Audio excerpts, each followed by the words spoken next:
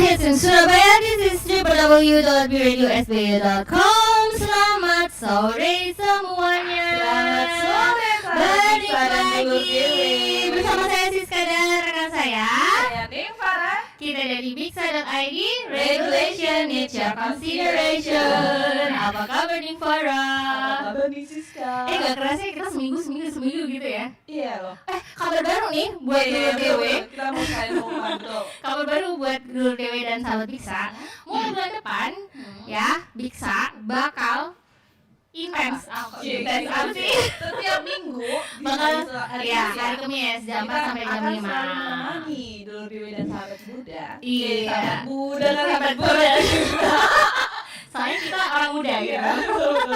Dan sahabat Biksa kita akan selalu hadir di sini. Selalu hadir live jam 4 sore dan itu akan setiap bulan ternyata kita akan berkesinambungan ya. Ya, Satu bulan jadi itu.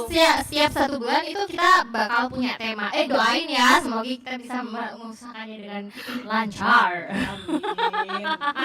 Oke, menyambung untuk hari ini nih Farah, Yes. kita mau apa nih topik bahasnya? Kan tadi kita udah tuh siang trailer. Ya, Ada udah tidak kan, ada nih bisa. Farah? Nah. Iya, aku selalu ditinggalkan. Kakak. Peres. Terus lanjut. Jadi hari ini kita mau bahas tentang itikat baik dalam bertransaksi nih Wow, Farah. luas loh ya kalau kita bilang bertransaksi itu. Iya, bertransaksi ini bisa apa aja sih Apapun sebenarnya. yang Iya. di sini. Nah, cuman supaya nggak ngelebar-ngelebar gitu ya, kan kita nanti akan fokus di pembahasan. Tapi fokusnya yang bagaimana? Nah, kita akan tunggu dulu dari narasumber yang sore hari ini bakal kita panggil jauh-jauh. Dan ini super padat loh ya, kita membuat jadwal aja sampai harus menentukan jadwal tuh dari mulai dimulurin bisa nggak? Dipanggil bisa jam 4. Alhamdulillah, terima kasih ya. Jadi pada sore hari ini karena kita akan membahas tentang itikat baik dalam bertransaksi, oleh karena itu kita akan menghadirkan seorang narasumber. Ini aku lagi cari-cari nih, kamu nggak bantuin aku? Ya, malam nggak ketemu. Seorang narasumber yang sebenarnya udah kita kenal sangat lama sih. Iya. Sangat lama dari kapan? Dari S1, Dari- dari kita kuliah S1, beliau adalah teman kita dan sekarang merupakan salah satu seorang Apa? lawyer ya. Iya, dia seorang Iya, lawyer. iya. Gimana coba Pak? Di mana nah itu? Dibaca musiknya. Dia sekarang itu lagi bukan sekarang, memang apa sih tempat tinggalnya, kok tempat tinggal apa sih? Iya, berdomisili. Iya itu, aku mau ngomong domisili. Iya. Tempat itu. Jadi beliau ini berdomisili di Jakarta. Jadi kita mendatangkan narasumber jauh-jauh dari Jakarta. Wow, untuk kedua kalinya ya. Untuk kedua kalinya. Jauh-jauh. Betul Karena sekali. kenapa kita jauh-jauh mengundang karena beliau ini punya capable nih di bidang yang akan kita bahas ini. Betul Dan sudah terbiasa sekali. untuk menangani kasus-kasus seperti ini. Nah, namanya adalah Yanuar Fajri. Ya, ini bahasa Inggris sebenarnya. Silahkan. Jadi, Bapak Yanuar Fajri SH, sarjana hukum, Beliau ini adalah seorang advokat ya. Kalau dari kita lihat dari education-nya, beliau ini Bachelor of Law dari University of Airlangga Surabaya, majoring in Business Law pada tahun 2019. 2019 kan baru. Jadi khususnya untuk di hukum bisnis gitu ya. Kemudian beliau juga advocate special professional education program. Jadi beliau sudah mengikuti program untuk sebagai lawyer yang professional lawyer gitu. Lalu beliau juga mengikuti edukasi terkait consumer law education. Nah, ini kan pas banget Ya, kan pas sama yang banget. kita bahas. Serta English for lawyers education. Waduh. Lalu yes, English for lawyers. Penasaran ya? Enggak bisa, jangan ngomong bahasa Inggris. Tunggu ya Bang Yanu, bentar lagi kita akan masuk. Ini aku harus ngomong dulu nih. Ini CV-nya oke punya nih. Iya benar, bahasa Inggris ya. Kemudian beliau juga mempunyai professional experience litigation, yang mana adalah represent company and or employee in industrial relation dispute settlement. Kemudian terakhir, nah ini ada beberapa handling other civil and criminal case, tapi memang lebih banyaknya beliau tadi itu cerita kepada saya lebih banyak untuk menghandle perkara-perkara perdata, meskipun memang ada yang pidananya ya. Nah terakhir untuk di corporate-nya, beliau ini terakhir nih share purchase agreement, preparing process acquisition for PT PSDM Jaya Yogyakarta, preparing process GMS and circular GMS for director termination, prepare establishment process of representative office. Oke. Bagian maafkan. Ya, bagian jadi kita panggilannya Cak. Jadi kali ini kayak kita bakal manggil Cak Yanu ya. Ya nggak apa-apa juga sih. Kan dia dari Jakarta. Iya. Jakarta. Mari kita bawa dia ke sini untuk jadi Cak, oke? Oke. Kalau gitu lama lagi kita panggilkan Abang Yanu Fajri. Halo, selamat sore Bang Yanu. Halo. Hey, apa kabar? Baik-baik. Kita berdua baik-baik nih, alhamdulillah gitu. Kalau sekarang kita manggilnya bukan, aku nggak biasanya Bang sih. Abang. Ya udah. Apa aja. Harus Asal jangan- asal jangan diem aja. Asal jangan apa? Ya di sini. Iya, benar. Itu loh yang udah asal jangan apa lo? Nyuk. Kunyuk, nyuk. Asal jangan nyuk aja manggilnya. Enggak lah. Oke, kita panggil Cak Yanu di sini. Iya. Oke. Yanu, gimana kabar Iya. nih sore ini? Ya, alhamdulillah masih sehat nih. Masih Belum sehat? pilek, masih bisa nyium bau kan. Asik, Jadi- top. Bau aman lah dan bukan OTG. Bener-bener. Ya, sudah stabil ya sekarang ya. Kalau kita tadi Udah coba stabil, koreksi udah. kan masih agak gimana gitu ya. Sekarang udah stabil Insya Allah ya stabil. koreksinya. Insyaallah. Oke, Cak ya. Ini saya belum bisa berbincang karena suara Anda itu belum sampai di Oh. telinga saya. Aku pikir belum sampai di hati. Pakai telepati, Udah, pakai telepati. Oke, Bang Yanu, kesibukan. Ya, oh ya. Kesibukan. Saat Terakhir ini ini sebelum kita masuk lagi deh. saat ini saya sedang bantu-bantu di Transjakarta ya, sebagai spesialis litigasi di PT Transportasi Jakarta. Di kantor ini saya lebih menghandle perkara-perkara hubungan industrial. Jadi ketenaga kerjaan gitu kan, Ya, karena perkara PHK, perkara perselisihan hak, perselisihan kepentingan. Nah selain dari itu, saya juga sama punya tim juga di luar. Itu saat ini kami sedang baru selesai handle perkara di pengadilan di Tangerang. Itu sama kaitannya dengan itikat baik ini. Jadi kita klien kita digugat di pengadilan di Tangerang, tapi udah putus. Saat ini masih menunggu apakah banding atau enggak. Gitu. Banding atau dilanjutin atau enggak ya? Ya, Oke. ya, itu sih. Oke. Nah, terkait itu tadi kan kita sudah kayak tadi siang kita udah sempat bahas ya Bang Yanu. Jadi Cak Yanu sih. Sebelumnya juga kita sudah sempat ngobrol-ngobrol ya terkait dengan bagaimana sih sebenarnya itikat baik ini kemudian memang harus diterapkan di dalam suatu transaksi apapun itu gitu. Terus kemudian kalau ada apa-apa permasalahan dan lain sebagainya kan berawal dari apa namanya kita cerita gitu ya. Yanu juga Cak Yanu ini juga ternyata punya kasus yang seperti ini. Akhirnya kita mengangkat Iya, tepak betul. tepak Iya. sampai topik ini gitu. ini. Topik tema sama topik ya tepak gitu ya. Tapi sebenarnya memang dalam bertransaksi itu kan banyak asas-asas ya, dan salah satunya memang adalah asas itikat baik, dan dalam perlindungan konsumen pun juga disebutkan ya nih Sis, kayak bahwa Ya, salah ada satu salah satu. kewajiban dari baik pelaku usahanya maupun konsumennya adalah harus mempunyai Itikat baik. Nah, sebelum masuk nih sebenarnya bisa nggak Cak Yanu Cak Yanu untuk menjelaskan dulu sebenarnya bagaimana dan seperti apa sih itikat baik ini, kemudian mungkin ada kaitannya kah gitu terkait dengan perjanjian atau transaksi di sini kan kita bisa luas ya gitu. Monggo. Silakan. Oke, udah. Iya, gini ya. Terima kasih Sisa Farah kesempatannya. Ini kalau terkait sama itikat baik, tentu kita kan sudah pernah buat perjanjian ya, baik perjanjian jual beli atau sewa menyewa atau kerjasama yang lain lah gitu kan. Nah itu perancangan atau pembuatan perjanjian itu harus didasarkan pada itikat baik. Itikat baik itu harus muncul pada saat bernegosiasi mengenai dalam perjanjian itu sendiri. Contohnya di perjanjian kerjasama misalnya gitu kan, jadi kerjasama pengerjaan proyek gitu.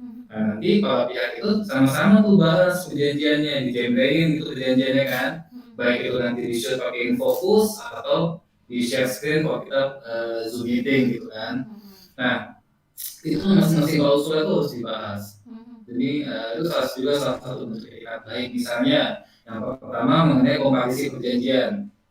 Nah, kalau pihak maupun salah satu pihak itu itikat baik, seharusnya yang mewakili perjanjian di kerjasama ini haruslah direksi yang berwenang sesuai anggaran dasar atau perubahan data perseroan yang terakhir.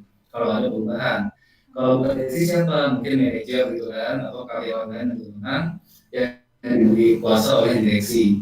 Seperti itu contohnya kenapa saya bahas soal komparisi ini, karena beberapa saya temukan itu adalah masalah itu dicari-cari sama orang gitu loh, yang dia nggak bisa melaksanakan pekerjaan dan dia temukan setelah bahwa yang tanda tangan itu adalah manajer dan tidak ada kuasa dari direksi, itu bisa dijadikan alasan untuk mengajukan gugatan ke pengadilan. Nah, kalau udah masuk gugatan ke pengadilan itu kan pekerjaan jadi terhenti nih, gitu kan, jadi status quo gitu kan, karena para pihak takut kalau mau melaksanakan perjanjian nanti takutnya disalahin sama pengadilan gitu kan.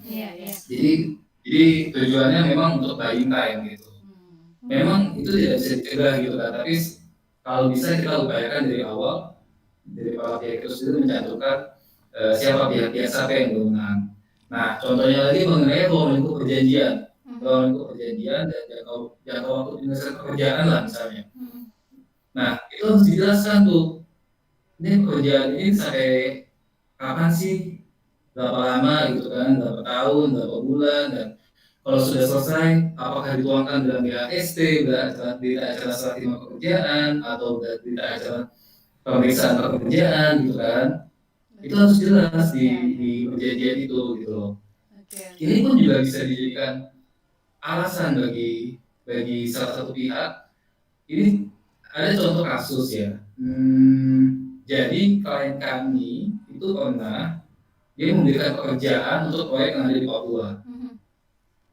Dikasih kerjaan, berkata perjanjian, udah akhirnya itu perjanjian waktu pekerjaannya cuma 8 bulan waktu itu. Cuma 8 bulan. Kerjaan teknikal kalau masalah deh. Nah, setelah itu macet tuh, dia nggak bisa tuh melaksanakan pekerjaan sampai selesai tuh, jadi masih banyak utangnya sama kita gitu kan. Pada akhirnya kita kasih peringatan sampai 2 atau 3 kali, dia nanggapi peringatan kita. Nah, yang kita harapkan adalah tanggapan ini tuh bahwa dia mau melaksanakan pekerjaan atau permintaan maaf lah, maaf ya gue telat gitu, ini nggak Iya. bisa terjadi gitu kan. Ini enggak, dia malah mutus perjanjian, bilang gue udah gak sanggup gitu. Oh, Jadi akhirnya dia putus. kayak Ingin nyerah Oh, gitu ya? ingin memutuskan kalau iya, keadilan atau seperti apa? iya. Nah, lebih lucunya lagi, dia yang gugat klien kita ke pengadilan gitu loh. Oke. Kalau Dengan mau dengan dasar gugatannya apa tuh?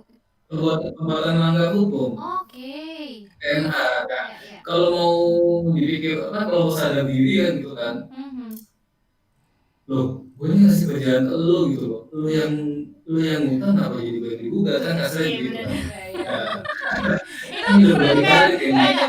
itu kayak gini loh bagian Pernah juga. kan tentang biasanya nih ada utang piutang nih. Ya. Lu yang ngutang kenapa lu yang marah-marah sama gue gitu kan? Iya, iya, Kenapa? jadi lebih galak Iya. yang utang Iya, gitu kan. utang. Iya, digugat pengadilan. Nah, alhamdulillah itu gugatan itu ditolak. Jadi alasan mereka adalah mereka mengalami kendala-kendala di lapangan Oke. pada waktu pekerjaan.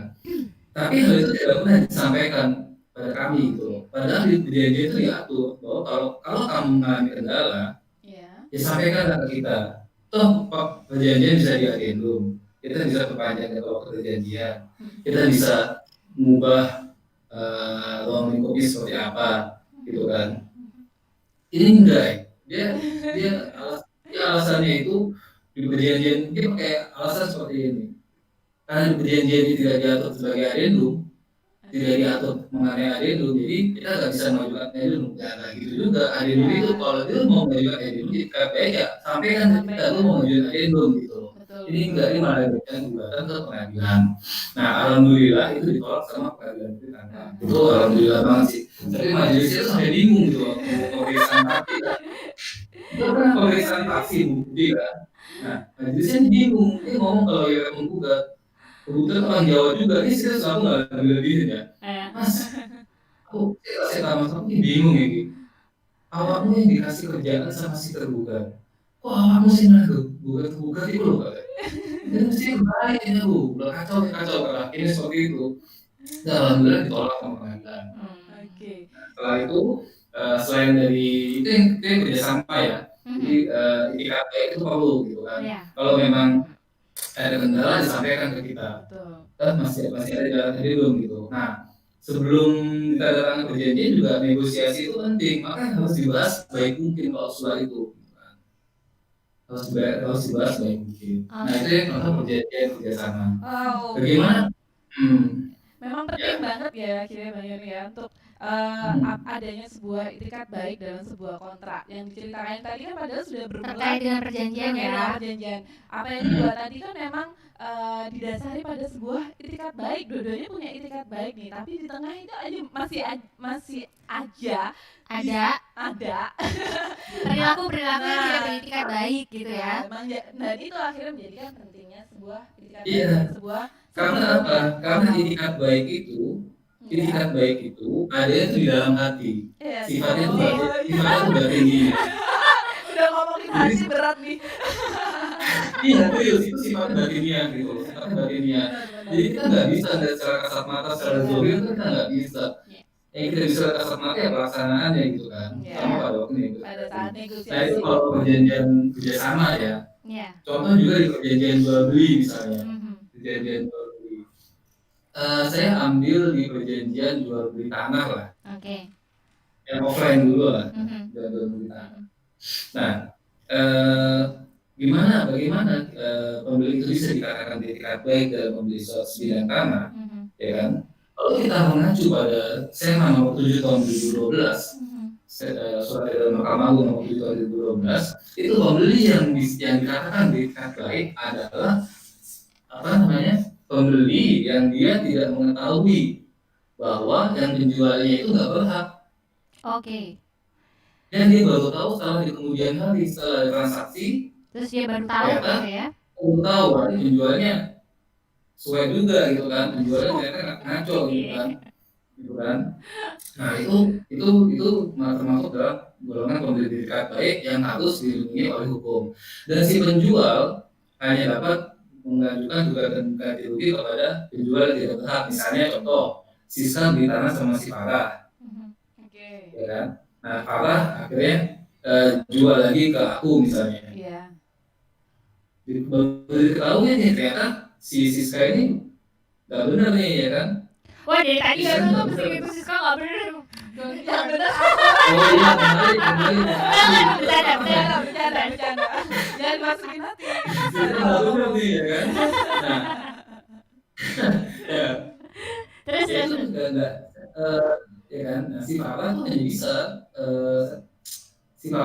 mengajukan gugatan kepada Siska sebagai penjual yang tidak berhak gitu. Nah, peralihan dan Siska juga nggak bisa gugat Farah dan kalau apabila si Farah yang tidak diketahui kemudian kalau dia ternyata bukan membeli tiket baik, dia hanya sampai di Farah aja, bahkan jadi tidak membatalkan semua. Jadi peralihan ke aku tuh tidak dibatalkan. Oke. Gitu, karena saya sebagai pembeli tiket baik. Itu menurut SEMA nomor 7 tahun 2012. Kalau menurut SEMA nomor 4 tahun 2016, itu syarat dari pembeli tiket baik adalah si pembeli sudah melakukan jual beli sesuai tata cara atau prosedur dan dokumen sah sebagaimana ditentukan oleh peraturan perundang-undangan. Nah, salah satunya itu seingat saya itu pembelian tanah itu dilakukan di PPAT.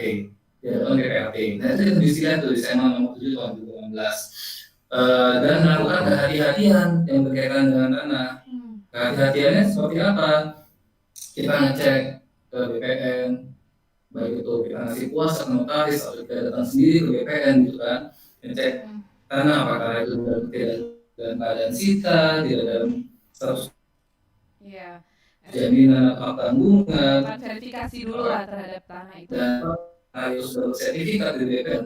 Iya betul, dan ada di situ ada di sertifikat kalau boleh lihat itu biasanya ada riwayatnya kan. Nah biasanya ada stempel clean and clear kalau nggak salah. Oh ini udah dicek di BPN, itu sudah memberi sertifikat baik gitu loh. Karena saya sempat memegang case yang berkaitan dengan tanah ini. Jadi ada namanya PTX ya, saya sebutin PTX gitu. PTX yang diwakili oleh direktur misalnya Siska dan Farah. Saya contoh nama apa aja ya. Nah PTX ini nanti aku yang salah ya, nanti jangan salah di komen. Nah terus habis itu PTX ini jual tanah ke B misalnya, ke Budi gitu kan, jual tanah ke Budi. Nah dalam waktu peralihan jual beli itu yang mewakili perjanjian itu si Siska sebagai direktur, ya kan, sebagai Farah sebagai direktur gitu kan. Nah ternyata Budi jual juga ke Ali misalnya, ke Ali. Jadi ada 3 kali peralihan kan. Nah Ali itu nggak perlu tuh ngecek, kalau Ali itu nggak perlu tuh ngecek sampai dari awal peralihan itu sampai mana itu nggak perlu. Jadi ada 10, meskipun ada 10 kali peralihan, 10 kali peralihan itu dia nggak perlu ngecek 10-10-nya itu nggak perlu, hanya cukup untuk ke BPN. Kalau 10-10-nya kan capek kan. Iya. Bisa apa namanya matahari itu dari apa belum selesai gitu. Nah setelah itu ternyata pas 5 tahun kemudian kan di PTX ini ada penggantian direksi kan. Ya, ada direksi. Nah direksi yang baru ini melihat nih di laporan keuangan, loh kok transportnya ada yang lepas ya, ada yang dialihkan ya. Kok yang mewakili ini ya, Siska ya. Pas dicek ternyata si Farah ya. Pas dicek ternyata si Farah ini pas pengangkatan direkturnya itu tidak diberitahukan ke Kemenkumham. Oke. Nah, menurut itu udah tricky banget ini juga ada kaitan sama pendidikan baik. Nah kebetulan si direktur yang baru ini namanya Amir lah. Si Amir ini sentimen sama si Ali, bukan nggak tahu karena itu juga sama Ali gitu kan. Akhirnya dia gugat itu si PTX menggugat si Farah sebagai direktur, sebagai pribadi, menggugat si Budi dan menggugat si Ali nggak digugat. Kenapa nggak digugat? Karena itu sesuatu strategi. Strateginya apa? Toh dia nggak tahu karena itu bumbu batalin gitu loh. Nah, dengan dasar perbuatan melawan hukum. Kenapa perbuatan melawan hukum? PTX sudah anggapan karena yang mewakili adalah Farah dan tidak diberitahukan pengangkatan dan tidak diberitahukan ke Kemenkumham, Oke. itu tidak sah peradilannya karena tidak mengikat tidak memiliki asas publisitas lah katanya gitu Iya, kan. iya, iya.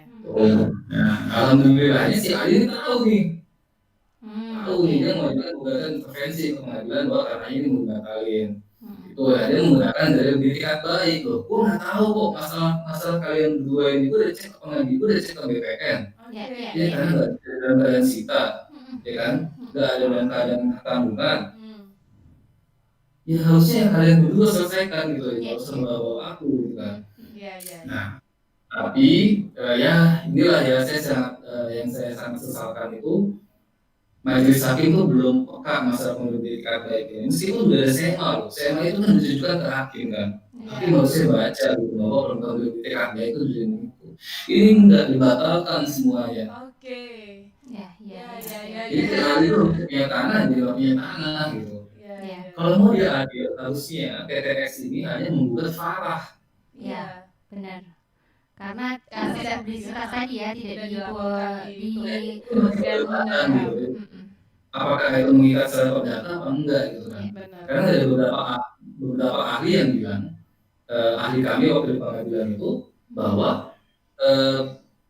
direktur yang tidak diberitahukan ke Kemenkumham itu masih mengikat ikatannya.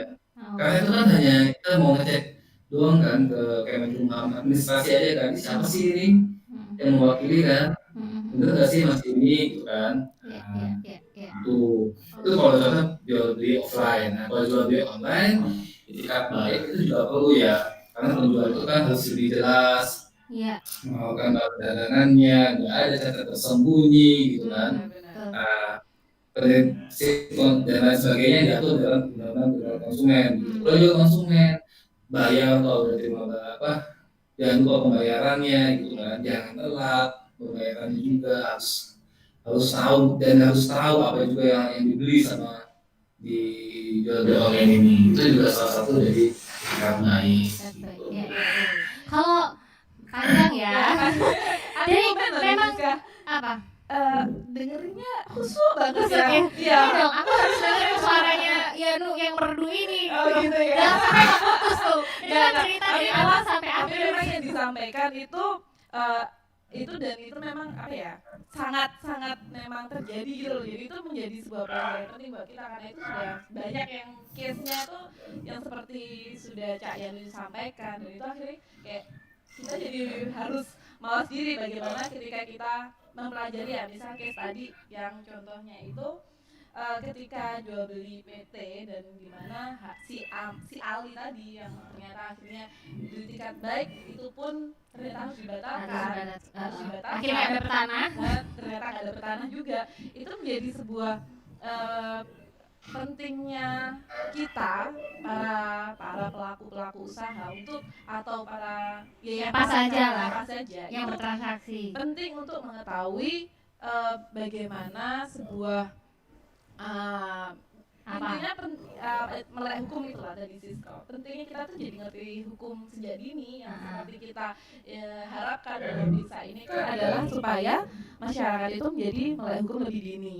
Nah itu tadi yang miss dan sering orang itu lupakan, bahkan kadang itu notaris pun juga lupa menyampaikan ketika mereka sudah membuat rules tapi tidak dilaporkan juga, itu juga berbahaya juga menjadi case-nya si apa tadi yang sudah disampaikan sama Yanu gitu. Tapi saya sebenarnya pengen garis bawah ya, hampir sama sih dengan Farah bahwa ternyata itikat baik itu sebegitu pentingnya ya Bang Yanu ya untuk melakukan transaksi apapun itu transaksinya ya, mau jual beli kayak mau pengalihan hak kayak mau apapun gitu ya, harus dimulai dengan itikat baik.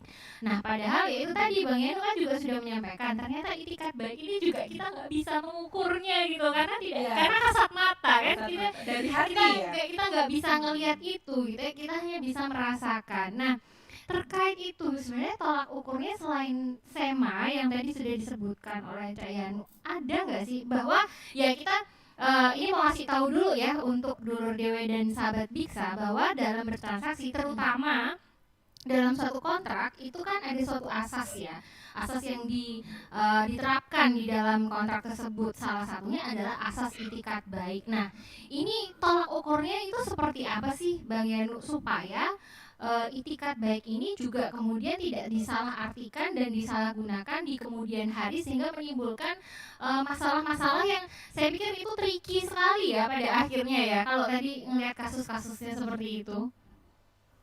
Iya, kalau tolak ukurnya, tolak ukur dalam artian apa nih? Apakah dasar hukum Ya, apa? saya pikir dasar hukumnya ya supaya supaya akhirnya tidak hanya dirasakan saja karena kan berkaitan dengan Oh, hati kan begitu. Ya iya, kan? iya, memang memang kan kalau di ketentuan normatif kita sebagaimana yang kita sudah dapat di kuliah di bangku perkuliahan itu kan berdasarkan pasal 1338, Hmm.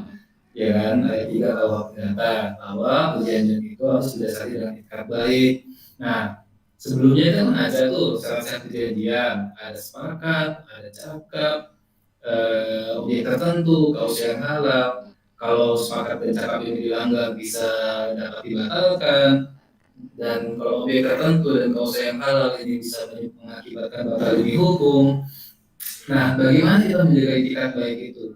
Ya mau nggak mau, kita sendiri juga harus prepare. Jadi memang kadang kita harus suzon juga sih sama counterpart gitu kan. Kalau dia telat dia nggak melaksanakan pekerjaan sebentar aja, itu kita mesti follow up ini kenapa gitu kan. Eh, kita harus jagain, mau nggak mau kita harus jagain diri kita sendiri di kontrak gitu. Jadi nanti kontrak dibuat serapat mungkin, biar meskipun nggak pernah ada yang sempurna gitu, pasti ada celahnya, tapi seenggaknya kita udah effort agar tidak ada unsur itikat buruk. Karena kenapa? Itikat buruk itu bisa membatalkan suatu perjanjian, bukan batal demi hukum memang, tapi dapat dibatalkan gitu. Iya, iya. Ya. Itu tadi kelemahannya memang adalah yang tadi saya sampaikan itu ya, itikat baik itu sifatnya batinnya. Jadi memang kita harus bisa melihat itikat buruknya itu kalau sudah dia melaksanakan si perjanjian. Iya. Melaksanakan si perjanjian atau pasti ada gerak-geriknya dia yang kita tahu gitu kan. Yang Pasti tahu mencurigakan gitu ya, gerak-gerik mencurigakan Iya, ya. iya, itu pasti tahu. Misalnya nih contoh lah. Ini fakta ini. Jadi kita ini, klien kami ini pernah dia itu mau beli bus. Bukan beli bus, sorry. Jadi kita mengadakan pengadaan bus. Oke. Taruhlah PT A gitu kan. Oke. Kita kasih kerjaan, kamu nyediain bus sekian ya. Udah, setelah itu udah dikasih jangka waktu, tahunan jangka waktunya 2 tahun gitu kan. Berarti 1 tahun gitu, 1 tahun untuk menyediakan bus. Karena bus yang jumlahnya 100 bus lah misalnya. Itu sampai dengan jatuh tempo yang perjanjian itu nggak dilaksanakan pengadaan bus itu. Padahal dia sudah ditunjuk sebagai pemenang gitu. Nah, dilawan tahu-tahu dia gugat ke Bani. Karena penyelesaian prosesnya itu lebih Bani. Dengan alasan bahwa perjanjian ini batal demi hukum. Karena alasannya dia beralasan bahwa berat bus yang kami syaratkan, yang kami syaratkan agar dia mengadakan pengadaan, itu berat busnya itu melanggar PP nomor 5 tahun 2012. Nah, padahal faktanya juga, ya kan? Faktanya juga pada waktu pelaksanaan perjanjian itu kita suratin gitu, mana nih bus lu gitu kan. Tapi dia nggak pernah menyampaikan soal berat. Dia tuh bilang dia tuh nggak punya uang, gue kesulitan keuangan gitu. Nggak pernah ngomong soal apa namanya tadi berat bus gitu kan. Nah, padahal kalau mau diteliti lebih lanjut, itu mulai pengadaan itu zamannya pada waktu rezim sebelum PP nomor 55 tahun 2012. Memang penandatanganannya itu pada saat PP nomor 5 tahun 2012 itu berlaku gitu loh. Nah, dia pakai dalil itu. Akhirnya dibatalkan, diajukan ke Bani, dan Bani saya sayangkan lagi, Bani tidak mempertimbangkan argumentasi kami bahwa kami berdasarkan pada PP sebelumnya. ya. Karena waktu pengadaan itu kita masih pada PPP yang sebelumnya gitu loh. Itu dibatalkan juga demi hukum. Itu contoh tadi kalau kita udah tahu pada waktu dia menyampaikan suatu yang alasan itu kita sudah dikasar, dia pasti akan dibawa ke banding. Ternyata benar juga. Ya. Ya itu kan tricky banget ya Bang Yanu ya. Benar-benar. Padahal didasari awalnya semuanya pasti beretikat baik ya. Iya, iya.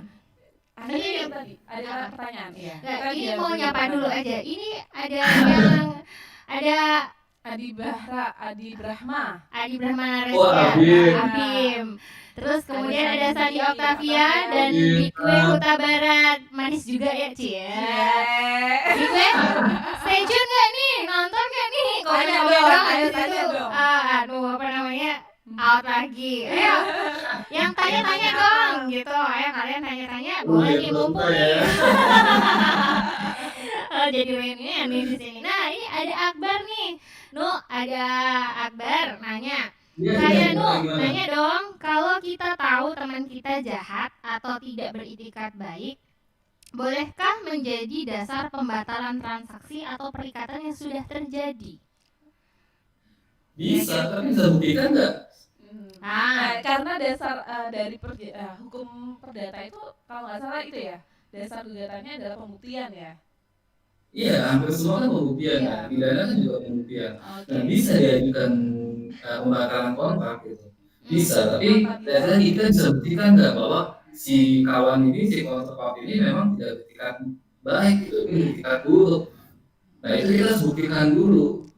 Karena kan kangennya kalau kita lihat di boilerplate-nya suatu perjanjian, yang namanya pemutusan perjanjian itu harus berdasarkan kesepakatan para pihak. Kan ada yang seperti itu mengakhiri perjanjian gitu kan. Tapi kalau memang salah satu dinilai dia melanggar, itu kita bisa putus pihak. Nah, itu ada nggak? Jadi kembali lagi kalau perjanjian itu sendiri itu diatur nggak mengenai hal yang yang dianggap itikat buruk gitu. Ada indikasi itikat buruknya gitu ya? Betul, itu harus dibuktikan juga dan apakah itu memang sudah diatur sedemikian rupa dalam perjanjian. Memang nggak harus selalu mengacu pada perjanjian. Kita bisa mengacu pada KUH perdata gitu kan. Contohnya perjanjian sewa menyewa. Ada klien, dia memang nggak tahu lah legalnya, ini saya juga bingung lah. Di perjanjian itu nggak diatur masalah pengakhiran perjanjian.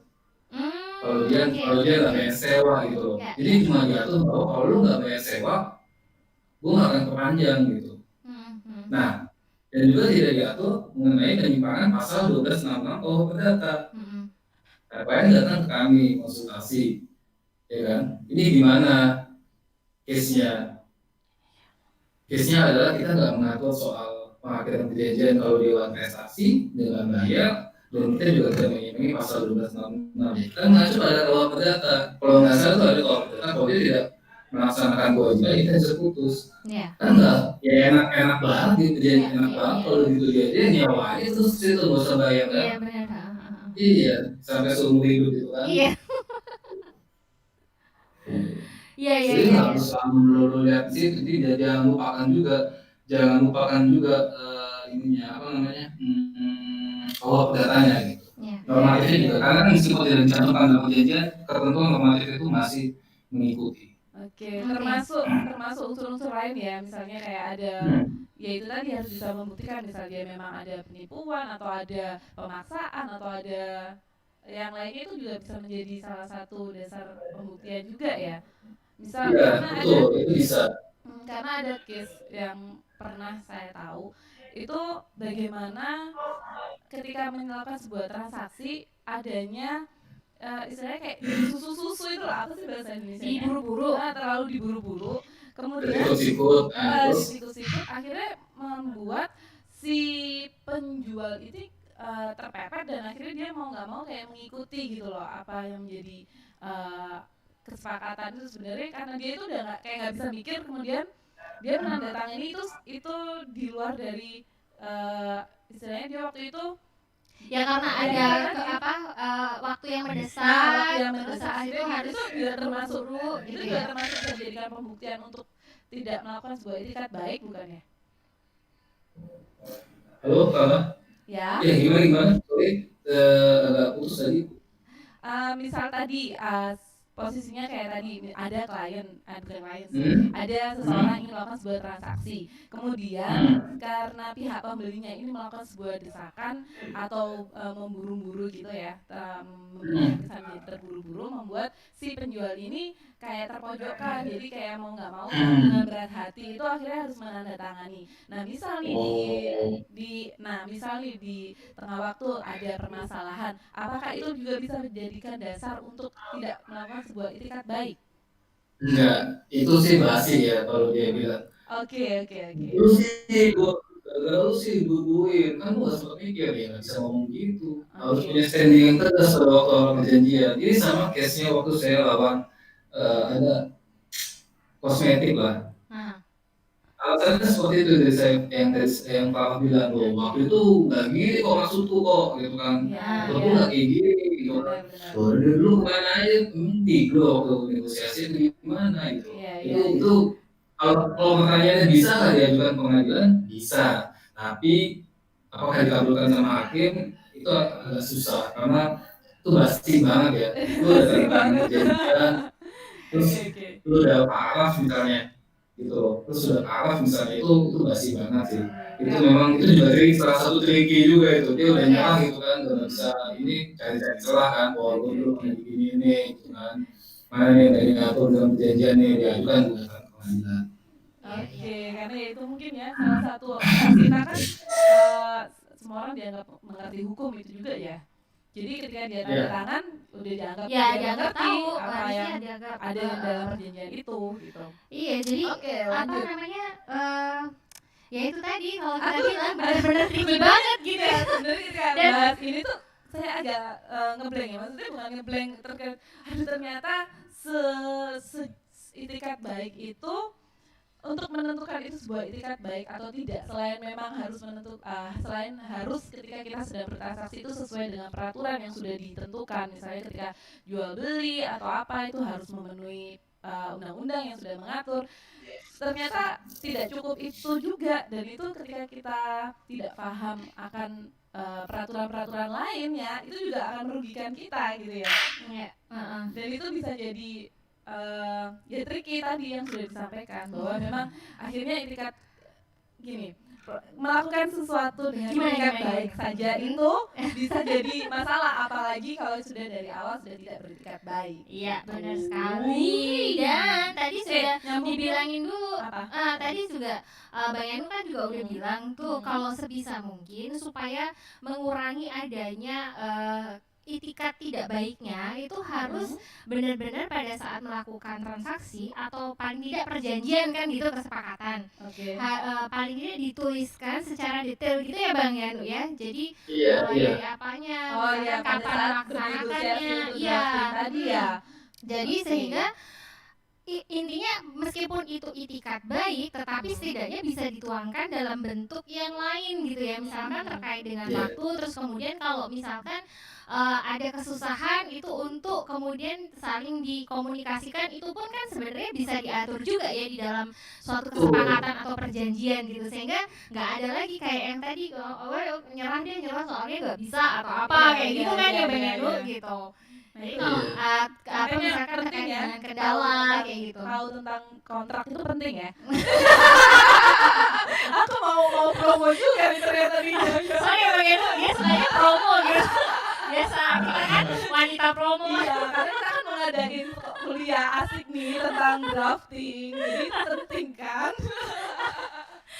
Bicim, ini ada pertanyaan nih. Wah, ada Bang Bikwe. Ini sahabat baiknya dari Abang Yanu nih. Jadi ini ada pertanyaan nih. Jadi itikat baik bisa start digali paling tidak ketika negosiasi prakontrak, dan finish sampai kapan aroma itikat baik itu harus ada ya Cak Yanu? Aduh, aroma. Mungkin yang pertama dulu deh. Jadi itikat baik bisa start digali paling tidak ketika negosiasi prakontrak ya? Iya, betul. Ya, oke. Bisa ya, jadi bisa ya Bikwe harus, dan itu memang harus diawali dengan itikat baik ya, setiap Kewajiban dari setiap transaksi, setiap kontrak atau perjanjian yang dilakukan itu harus diawali dengan itikat baik dari pada saat awal, kemudian pada saat melakukan negosiasi, kemudian pada saat melakukan perjanjiannya, sampai pada akhir atau selesai perjanjian itu telah dilaksanakan, begitu ya Bang Yano ya. Iya, jadi jelas mereka barangnya apa sih, objeknya apa sih yang dijanjikan gitu kan. Spek teknisnya jadi jelas gitu kan. Jadi udah gak ada alasan lagi nanti ke depannya kalau dulu begini ya. Iya. Enggak. Ya, oke. Nah, kemudian pertanyaan kedua adalah finish sampai kapan aroma itikat baik itu harus ada ya Cak Yeni? Jadi mungkin ini maksudnya sampai kapan? sampai kapan nih itikat baik itu harus ada gitu. Apakah sampai meskipun perjanjian itu sudah berakhir. Oke. Iya. Contohnya adalah, ini saya kasih contoh. Oke. Ada dalam klausul kerahasiaan. Nah, kalau kerahasiaan itu common-nya diatur bahwa kerahasiaan ini masih berlaku meskipun perjanjian ini sudah berakhir. Jadi meskipun sudah berakhir tuh dia nggak boleh tuh dibagi informasi rahasia terkait gambar, denah, spek teknis. Ya. Mungkin lebih termasuk dokumen lain, surat korespondensi, kecuali kalau pengadilan yang minta instansi yang berwenang, pengadilan atau kepolisian. Nah, itu sampai, kalau menurut saya ya, itu sampai akhir dari perjanjian. Gitu. Jadi meskipun perjanjian sudah berakhir, dia mau seenaknya aja nanti kan ya itu nggak ada juga gitu. Iya, oke. Nah, apakah untuk misalkan kayak tadi terkait dengan gambar, denah atau apa itu kan bisa dispesifikasikan untuk transaksi-transaksi tertentu. Misal nih seperti franchise gitu kan, meskipun itu berkelanjutan gitu, tapi kan ada rahasia yang juga tidak boleh dikeluarkan ya. Kemudian pada saat misalkan kontrak kerja nih gitu ya, para karyawannya juga diminta atau dituntut melakukan itikat baik terkait kerahasiaan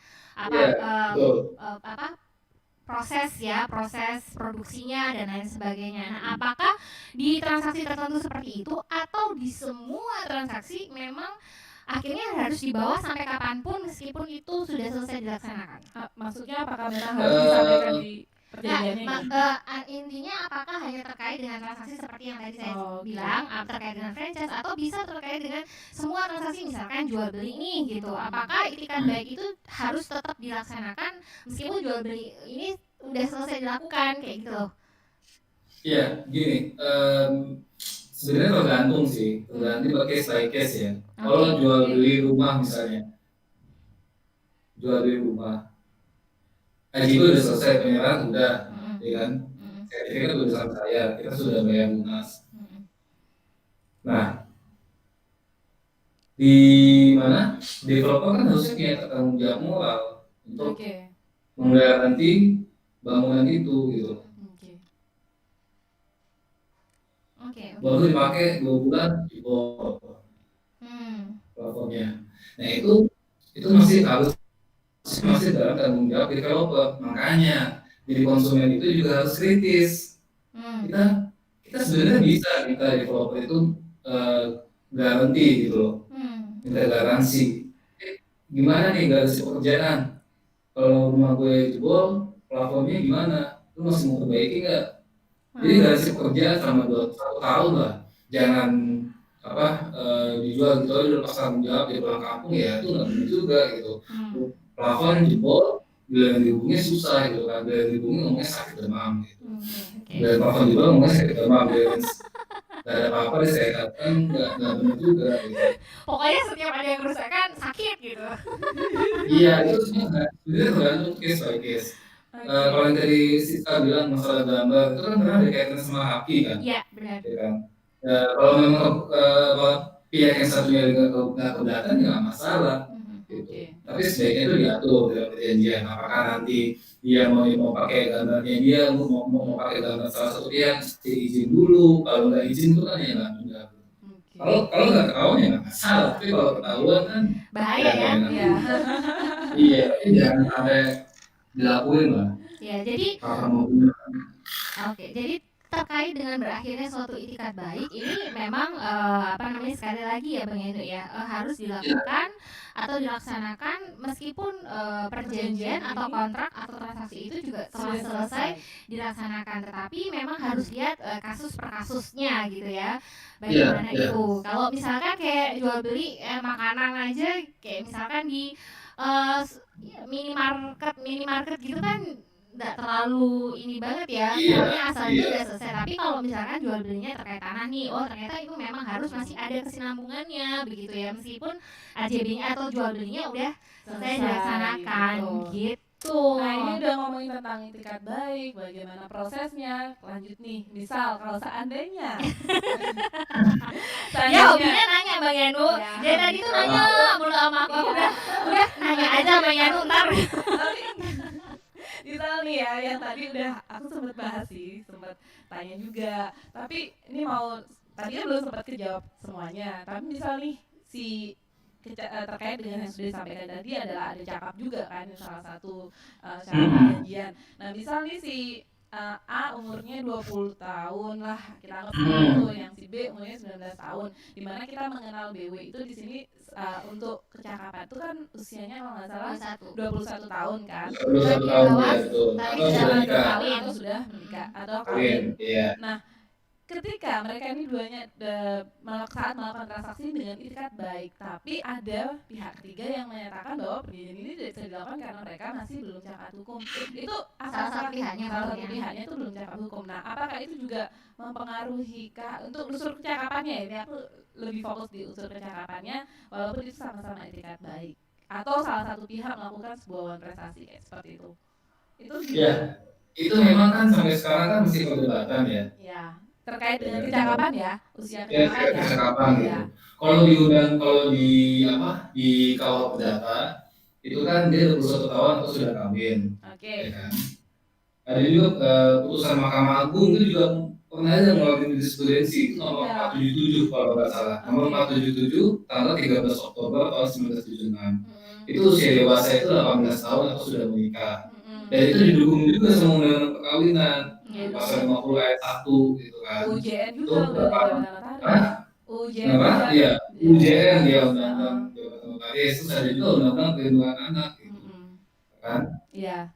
Nah, sebentar. Jadi kalau memang salah satu pihak itu dia mau mengajukan gugatan karena tidak cakapan, kalau pertanyaannya bisa digugat, bisa aja namanya daftarin gugatan ke PTSP gitu kan, bisa aja masuk ya. Nah, tapi sekarang kan perlu diuji dulu nih. Benar. Kan sama-sama punya dalil nih. Ya kan? Sama-sama punya dalil gitu. Satu gue berdasarkan ini, satu gue berdasarkan ini. Ya udah diuji aja pengadilan. Ya kan? Karena sebenarnya udah banyak jurisprudensi mengenai usia kawin ini gitu, usia dewasa. Iya, contohnya ada juga di SE surat edaran tentang surat edaran nomor 4 tahun 2015 itu yang ngeluarin Menteri Agraria, surat edaran Menteri Agraria. Itu dia menyatakan bahwa dewasa itu 18 tahun atau sudah menikah. Nah, kebanyakan notaris seperti itu tuh 18 tahun yang aku tahu ya dalam kasus jual beli tanah. Tapi kalau pertanyaan salah adalah bisa nggak diajukan gugatan ke pengadilan ya? Resiko itu tetap ada. Sekarang gimana kita nanti mengujinya di pengadilan gitu. Kita sama-sama punya argumentasi yang baik gitu kan. Jadi jawabannya bisa Mbak Farah, tapi tetap harus diuji ya memang. Kita nggak ada yang benar, nggak ada yang salah. Oke, lanjut. Nah, apa nih? Nah, tapi sebenarnya tadi udah mungkin ini nih. Untuk terkait dengan akibat hukum terhadap itikat baik yang tidak dilakukan itu seperti apa sih, Bang Yanu? Ada nggak akibat hukum terhadap itikat baik yang tidak dilakukan gitu? Iya itu tadi kalau ternyata ada itikat buruknya gitu, apakah kemudian akibatnya menjadi transaksi atau PMH atau apa? Ya kalau akibat hukumnya bila itikat baik itu tidak dilakukan kan sesuai pasal 1320 aja itu kan yang sepakat itu kan. Itu akibat hukumnya memang dapat dibatalkan, memang harus ke pengadilan kecuali kalau sudah disepakati bahwa pasal 266 ini disimpangi Oke. Oke, berarti sepanjang mengenai adanya pembatalan ke pengadilan. berarti terhadap itikat baik untuk akibat hukumnya adalah dapat dibatalkan ya, Bang Yanu ya. Betul. Oke. Dengan pembuktian tuh tadi. Iya, harus dengan pembuktian. Kalau kita ngacu ke, ini aku masih tambahan aja ya. Iya, Aku nggak mau terlalu dalam karena di peraturan pemerintah nomor 80 kalau nggak salah itu ya, itu tahun 2019 tentang penyelesaian sengketa tentang mekanisme penyelenggaraan transaksi elektronik. Di situ kalau kita melakukan penipuan, itu tuh haknya bakal demi penjualan itu bakal demi hukum gitu. Padahal aku tuh nggak sepakat gitu. Oke, kenapa?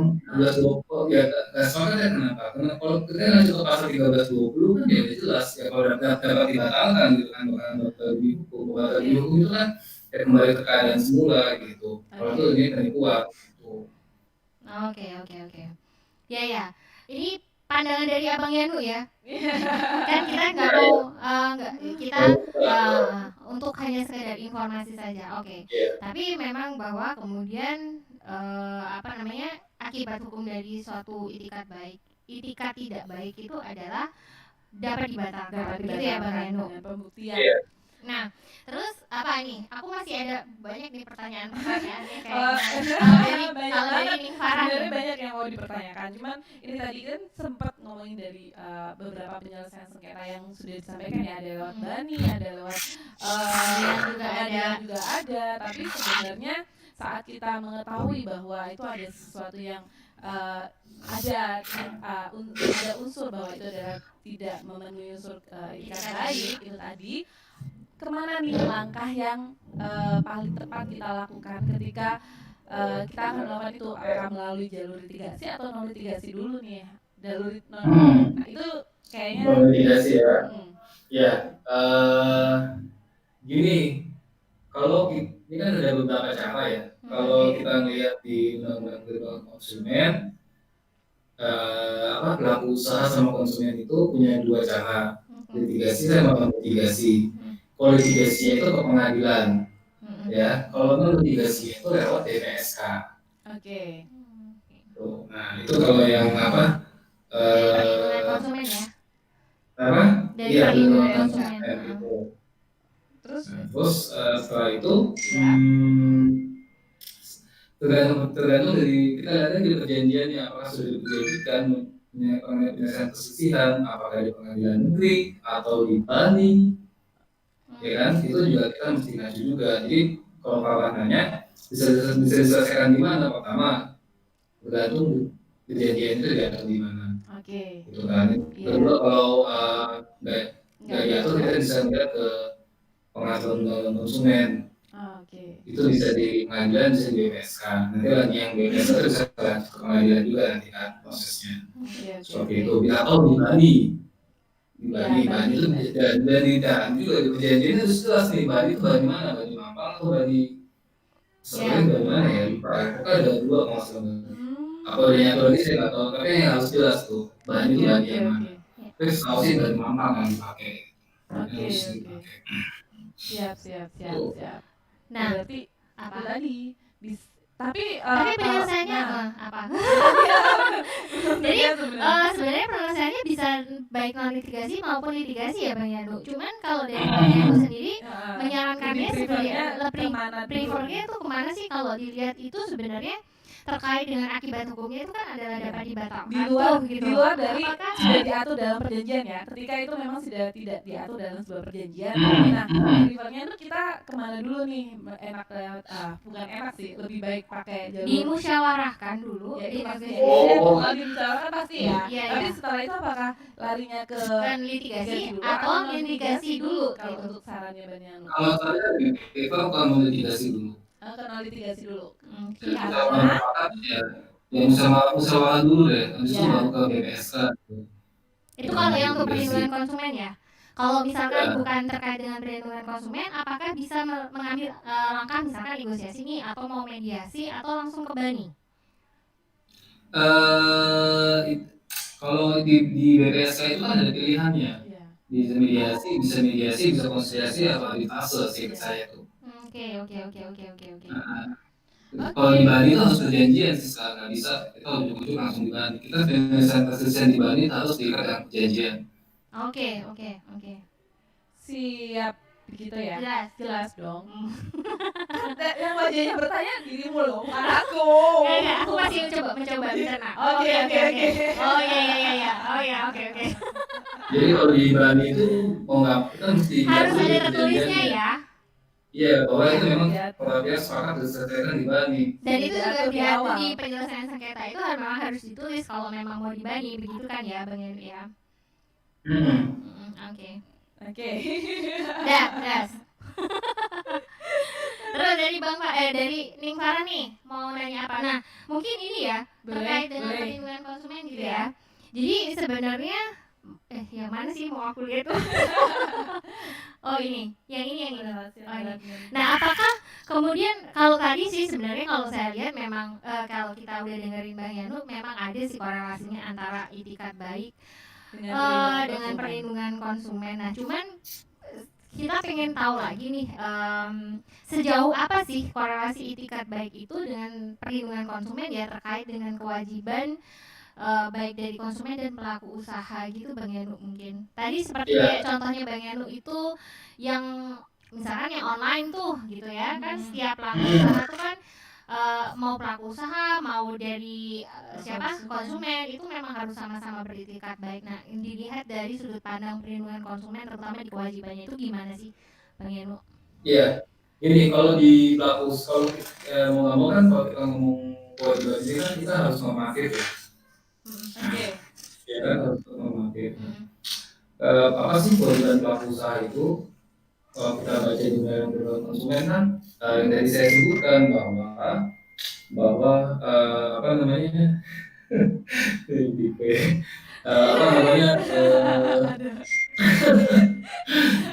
lupa apa ini. Jangan dimusuhin lah.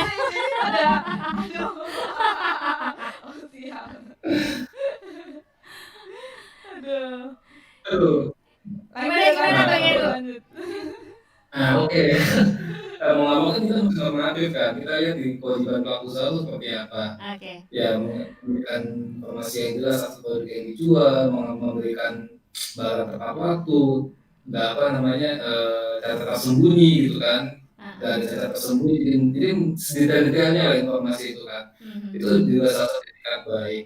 Nah, konsumen juga begitu sama. Kita bayar sesuai dengan nilai yang kita beli. Kita bayar sesuai dengan nilai yang kita beli gitu kan. Nah, kalau udah nyampe ya kalau kita lihat barangnya itu apakah barang itu sesuai dengan yang dijual. Nah, kalau memang itu nggak sesuai dengan yang kita jual, yang kita beli, ya kita coba sampaikan ke pelaku usaha bahwa gimana nih barangnya salah. Kan kalau di konsumen kita bisa mengembalikan barang kan, atau kalau dia nggak mau mengembalikan barang dalam jangka waktu tertentu ya kita bisa tadi penyelesaian perselisihan tadi ke mana, ke BPSK atau ke pengadilan. Nah, kalau di online ini memang banyak masalah sih. Kalau di online barang nggak sesuai dengan yang kita beli, kan? Terus juga barangnya rusak, bekas, terus ada biaya tambahan yang kita nggak tahu, pengiriman telat atau salah, gitu kan? Proses pembelian yang berbelit-belit, penipuan, pencurian data pribadi, itu kan banyak masalah di situ. Nah, di situ sudah diatur dalam undang-undang konsumen. Kalau kita mengalami hal itu, kita bisa langsung datang ke pelaku usaha. Cuma kalau online, kita melalui pelapak lah, pelapaknya, marketplace-nya. Tapi ini yang susah. Kadang ini kan si penjual ini apakah terverifikasi dengan baik sama pelaku usaha? Kan enggak juga. Kalau dibawa ke BPS, kan itu yang susah. Karena identitas itu nggak jelas gitu. Terus kalau kayak gitu terus akhirnya gimana? Nah, solusinya adalah lapor polisi aja. Nanti biar polisi yang ngurusin gitu. Misalnya kalau di Instagram gitu kan, Instagramnya juga nggak jelas itu. Nggak bakal ada yang ngasih alamat gitu kan. Jadi kita langsung bikin LP aja ke Polda atau ke Kalau seperti itu. kalau seandainya tuh ternyata pengennya ya udah diselesain baik-baik aja lah gitu, nggak usah sampai pengadilan gitu. Tapi pengennya Hmm. pengennya ya udah diselesain. Maksudnya itikat baiknya sama-sama ada gitu loh. Misalkan tadi contoh udah nih beli barang ternyata beda nih barangnya, nah itu pengen dikembaliin, coba ngehubungin si pelaku usahanya, terus kemudian ternyata nggak nanggepin tuh, misalkan kayak tadi pengen lu bilang sakit mulu kalau misalkan ada permasalahan, nah itu gimana terusan? Apa mau nggak mau ya jalan satu-satunya dengan litigasi itu? Iya kan ada litigasi sama non litigasi. Kalau non Mm-mm. litigasinya kan yang apa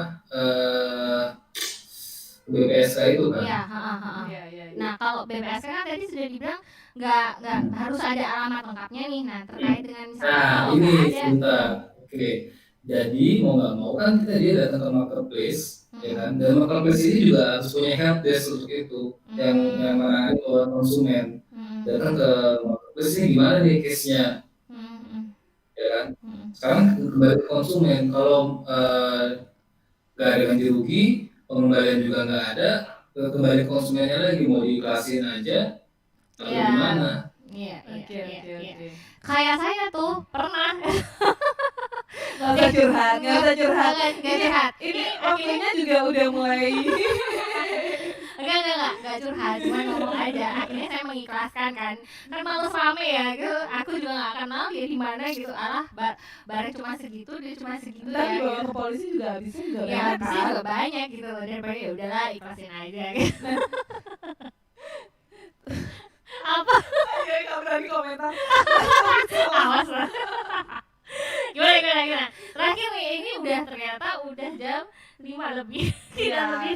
udah jam 5 lebih nih. Oke. Terakhir Terakhir ya nih. tentang saran. Iya, Iya, iya. betul. Terkait dengan saran dan apa sih? Apa? Saran dan harapan. Saran dan harapan dari Cak Yanu kepada sahabat Lisa dan dulur Dewi yang sekarang sedang mendengarkan atau nanti akan mendengarkan kita. Cie. Ya, jadi yang sebenarnya saran dan harapan gue tuh ke rekan-rekan ya, ke saudara-saudara kita, ya kan, apalagi yang nonton ini. Jadi kalau konsumen itu, kita tuh harus bisa mengkritisi lebih lanjut apakah barang itu sesuai dengan kebutuhan kita yang kita beli. Oke. Ya, detailnya terutama Iya. spesifikasi barangnya. Mhm. Nah, harus berani dibawa tuh sama si pelapor. Nah, jadi kapan mau dikirim barangnya? Misalkan hari Sabtu, bisa hari Sabtu dikirim. Itu bawain aja, nggak apa-apa. Nah, yang kedua, kalau mau bawa proses desain ke BPSK, harus tahu dulu identitas pelaku usahanya. Oke. Jangan sampai yang di BPSK itu sia-sia, karena BPSK itu nggak bisa kalau nggak lengkap, karena BPSK itu harus ada isinya, isi form, alamat BPSK itu, Ya. itu ada di mana gitu kan. Oke. Itu yang harapan saya sih itu sih. Jadi, nah, yang harus dipahami adalah kapan sengketa konsumen itu terjadi gitu. Sengketa konsumen itu terjadi kalau si pelaku usaha nggak mau melaksanakan kewajibannya seperti mengembalikan barang atau membayar ganti rugi setelah kita suratin gitu kan, somasi atau apalah, itu baru sengketa konsumen. Kalau baru somasi dikasih jangka waktu 7 hari, belum 7 hari udah disomasi lagi gitu kan, dianggapnya nggak melaksanakan itu, ini sengketa konsumen ya enggak. Jadi sengketa konsumen itu kalau dia udah nggak mau bayar dan yang kita sudah kasih jangka waktu tertentu atau yang ditentukan oleh undang-undang. Jadi saran saya adalah konsumen juga harus dikritis lagi sama hal-hal seperti itu. Dan harapan saya sih khususnya di lembaga dunia peradilan ya, jadi harus lebih peka lah sama pembeli, khususnya dengan pembeli etikat baik gitu. Jangan semua itu dibatalin peralihan gitu kan, jadi satu nggak sah, yang lain juga nggak sah ya gitu. Padahal kan sudah ada SEMA, tolong taati SEMA itu. SEMA itu untuk hakim loh, dan harus dibaca baik-baik gitu. Jadi itu juga harapan saya seperti itu. Oke. Siap, Bang Siap, Yanu. Bang Yanu. Terima Kak Yanu. Aku juga makasih ya, mohon maaf Makasih kalau banyak ada Kak Yanu ini. sudah meluangkan waktunya untuk kami. Milih dulu dong. Bisa. Dan ini kita ada giveaway ya. Oh iya, Jangan lupa untuk satu lagi. boleh lagi. banget apa? Nah, pesan saya juga kepada para advokat ya, ke kliennya itu kan juga harus lebih bijak. Jangan klien itu intinya tuh cair dulu gitu, diikat dulu sama kuasa. Kalau itu bisa nih, ini bisa bu. Tapi kliennya tuh nggak dididik gitu. Nah jangan seperti itu. Ya demi mendapatkan klien biar cair gitu kan. Kan karena ada istilah pantang pulang sebelum cair katanya. Nah itu jangan seperti itu gitu. Siap. Di situ nggak kemana kok tuh. Jadi Betul. yang maha kuasa nanti rezeki itu bisa mana aja. Betul. Iya. Jadi catatan ya buat para pelaku apa namanya? Pelaku apa? Ya, terutama untuk hakim ini catatannya adalah bahwa ini kan sudah ada SMA nih, mungkin bisa digunakan loh SMA-nya terkait dengan itikat baik. Jangan sampai kemudian sebenarnya yang batal itu mungkin hanya satu substansi aja gitu, yang kemudian tidak bisa yang kemudian sebenarnya bisa juga untuk tidak membatalkan kesemuanya gitu. Jangan sampai kemudian hanya satu yang bermasalah kemudian semua isi perjanjiannya dipermasalahkan, akhirnya dibatalkan semua begitu ya. Karena sudah ada SMA ini sebagai acuannya. Dan untuk para lawyer advokat yang ada begitu ya, catatannya adalah mari kita sama-sama mengedukasi bagi para klien-kliennya, termasuk sebenarnya notaris juga ya. Karena memang sebenarnya sebab kita juga para profesi hukum itu kan salah satunya adalah memberikan edukasi hukum kepada para Benar klien sekali. Nah, seperti biasa Biksa itu punya giveaway. Ini dia. Dadah, tadi kita lupa. Apa itu? Ini giveaway buat yang nanya. Buat yang nanya. Kita kasih kesempatan, kita kasih penghargaan buat Cayan untuk memilih siapakah yang akan mendapatkan giveaway ini. Siapa ya Yanu? Dadah. Siapa? Dari penanya-penanya tadi. Kecuali host. Ada Ahmad sama ada. Terakhir kalau bisa itu nggak bisa. Apa? Nggak bisa, ini penghargaan. Bisa ya. Iya. Takut ya. Ya di gue lah. Asik. Oke, karena tadi Big Boy itu paling banyak pertanyaannya. Oke, Akbar besok kalau nanya banyakin bawahnya. Oke? Thank you, ditunggu konfirmasinya ya. Nanti hubungin kita berdua bisa. Kalau DM di Biksa juga bisa, boleh gitu ya.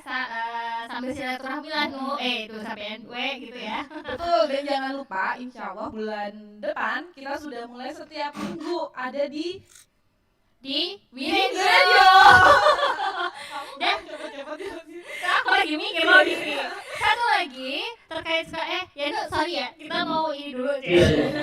Satu lagi terkait dengan sekolah Biksa yang sudah kita adakan. Nah, puji Tuhan, alhamdulillah untuk periode yang pertama sudah sold out. 20 seatnya sudah terbeli semua. Nah, kalau teman-teman misalkan masih ada yang pingin, jangan lupa tungguin aja berita dari kami.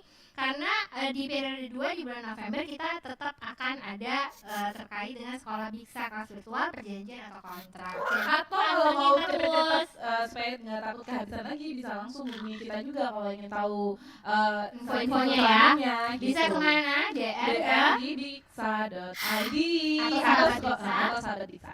Nah, atau bisa hubungin ke 081232323325. Mudah kan? Enggak, susah. Kamu cepetan. 0812323 Iya kan? Bingung kan? Iya.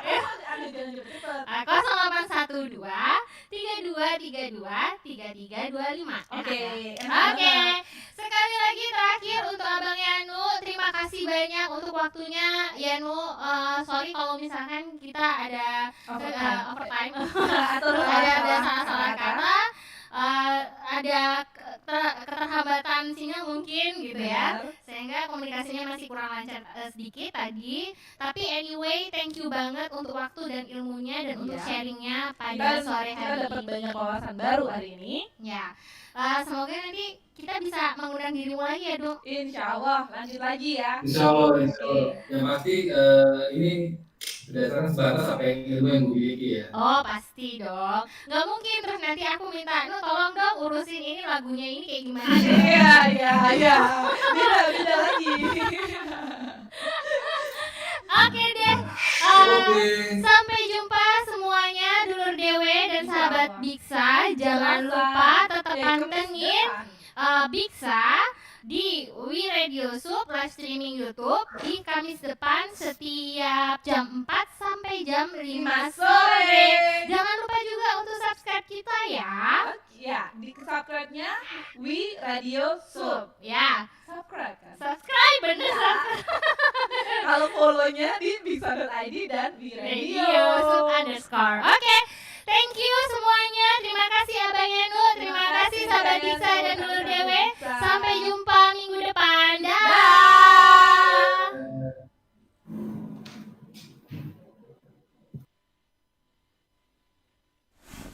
Aduh, nggak bisa tidur nih. Minum dulu deh.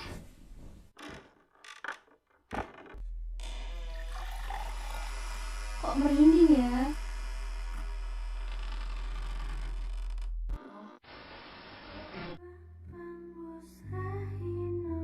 Suara apa tuh?